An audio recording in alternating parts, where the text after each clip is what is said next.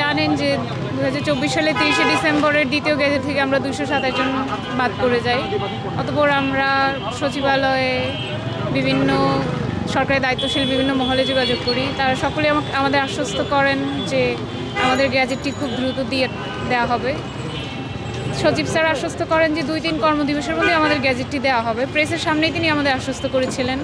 অতঃপর আমাদের 3-4 মাস পার হয়ে গেছে, আজও আমরা আমাদের কাঙ্ক্ষিত গ্যাজেটটি পাইনি। সেই আক্ষেপ বা সেই হতাশা থেকে আজকে আমাদের 5 ভাই অনশনে আছেন। আমরা তাদের সাথে একাত্মতা প্রকাশ করে আজকে 3 দিন ধরে অবস্থান করছি। এখন পর্যন্ত সরকারের মহল থেকে কোনোরূপ যোগাযোগ করা হয়নি। আমাদের এক ভাইয়ের অবস্থা খুবই আশঙ্কাজনক। আমরা সবাই ঘরে ফিরে যেতে চাই, আমরা আমাদের চাকরিতে পদায়ন চাই, আমরা চাই রাষ্ট্রের সেবা করতে, আমরা কেউ এখানে বসে থাকতে চাই না। আমরা চাই সরকার আমাদের সেই সুযোগটা দিবে প্রজাতন্ত্রের সেবা করার, যে সুযোগ আমরা নিজেরা অর্জন করেছি নিজেদের মেধা যোগ্যতা দিয়ে। তাই আমরা আশা করতেছি খুব দ্রুত সময়ের মাঝে আমরা আমাদের গ্যাজেটটি পাবো। আমরা 227টি পরিবার সরকারের কাছে প্রার্থনা এবং অনুরোধ জানাচ্ছি যেন খুব দ্রুত আমাদের এই অনশন থেকে সরকার ফিরে যাওয়ার ব্যবস্থা করে এবং আমাদের গ্যাজেটটি প্রদান করে। প্রথম গেজেটেড ছিলাম, দ্বিতীয় গেজেট বঞ্চিত। আপনারা ইতিমধ্যে অবগত হয়েছেন যে আমরা আমাদের 227 জন গেজেটের বঞ্চিত সদস্য গেজেটের দাবিতে এখানে অনশনে বসেছি। আসলে আপনারা সবাই জানেন যে 15ই অক্টোবর যে প্রথম গেজেট প্রকাশিত হয়েছিল সেখানে আমরা অধিকাংশ গেজেটেড ছিলাম। তো পরবর্তীতে আমাদের জয়নিং ডেট একবার 17ই নভেম্বর দেওয়া হয় এবং পরবর্তীতে সেটা পোস্টপয়েন্ট করে 1 জানুয়ারি দেওয়া হয়।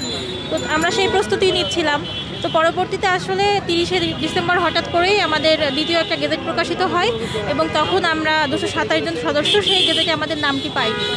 তো পরবর্তীতে আসলে আমরা যখন সচিবালয়ে যোগাযোগ করি, সচিবালয় থেকে জনপ্রশাসন আমাদের পুনর্বিবেচনার একটি আবেদন দাবি করে এবং আমরা সবাই সেই আবেদন জমা দিয়েছি এবং পরবর্তীতে সেখানে বলা হয়েছিল যে খুবই দ্রুততম সময়ের মধ্যে আমাদের গেজেট প্রকাশিত হবে। 3টি ক্রাইটেরিয়া, অর্থাৎ যদি কোনো রাষ্ট্রদ্রোহী অপরাধ না থাকে, যদি বিশ্ববিদ্যালয় বহিষ্কারাদেশ না থাকে এবং যদি কোনো ফৌজদারি অপরাধ না থাকে, তাহলে আমরা অতি দ্রুত সময়ের মধ্যে আবার আমাদের চাকরিতে জয়েন করতে পারবো।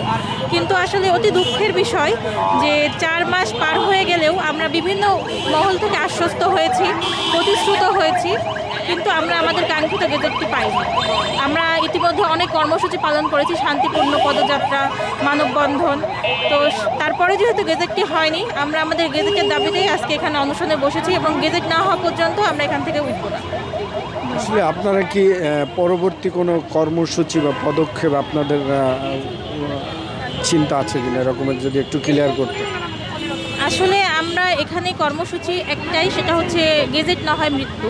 আমাদের ভাইয়েরা যে অনশনে বসেছে তাদের একটাই দাবি এবং তাদের সাথে একাত্মতা করে তাদের সাথে নিয়ে আমাদেরও একটা দাবি যে এখান থেকে আমরা গেজেট নিয়ে উঠব এবং নিরপরাধ সকলের গেজেট চাই এবং যাদের যদি কারো গেজেট প্রকাশিত না হয় সেটা যেন সুস্পষ্ট কারণ সহ প্রকাশিত হয় যে এই কারণে এনাকে গেজেট দেওয়া হলো না।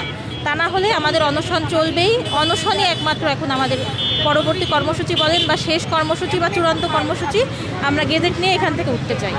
এবং আমাদের আরও একটা দাবি রয়েছে যে এই প্রহসনমূলক ভেরিফিকেশন, যেটার জন্য আমাদের হয়রানি হচ্ছে, এটার জন্য একটু সুস্পষ্ট ভেরিফিকেশন নীতিমালা প্রণয়ন করা হয় যেন আমাদের মতো হয়রানির কারণ না হয়। ধন্যবাদ। আসলে আপনাদের একটু ক্লিয়ার করবেন যে আপনাদের এই আমরণ কর্মসূচি যে আপনারা করছেন বা আপনাদের পরবর্তী কোনো কর্মসূচি থাকবে কিনা বা আপনাদের কতজন আপনাদের এই 43 নম্বর বিসিএস যারা আছে তারা কতজন অসুস্থ? আচ্ছা, প্রথমেই বলে রাখি এই পরবর্তীতে আর কোনো কর্মসূচি নাই।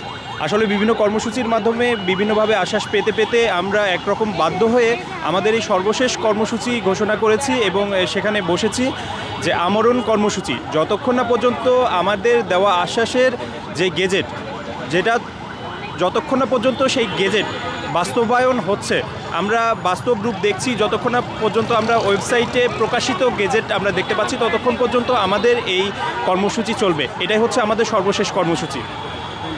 ওকে, নাম পরিচয় বলবেন?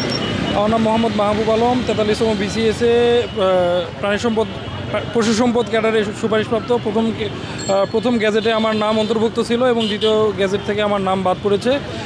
আপনারা জানেন যে 53 ঘন্টার বেশি সময় ধরে আমাদের 5 জন ভাই অনশনে বসেছেন। এখনও পর্যন্ত সরকার পক্ষ থেকে যোগাযোগ করা হয়নি। আমাদের 5 জন ভাইয়েরই শারীরিক অবস্থা অবনতির দিকে।